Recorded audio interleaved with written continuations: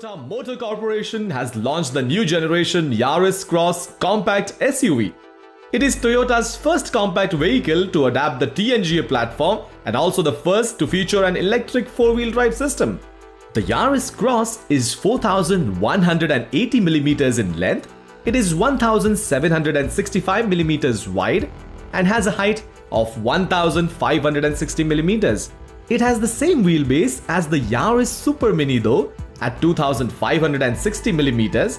In terms of appearance, the Yaris Cross takes its cues from other Toyota SUVs.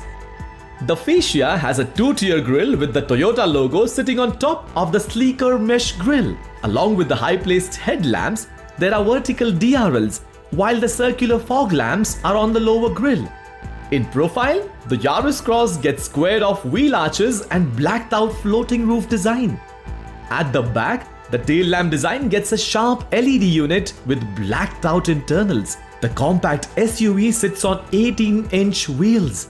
On the inside, the cabin gets a larger floating touchscreen display and a digital instrument cluster compared to the hatchback. And the center console is more calibrated for an SUV as well. At the back, the split seats add practicality to the cargo space, which has adjustable height and split space feature.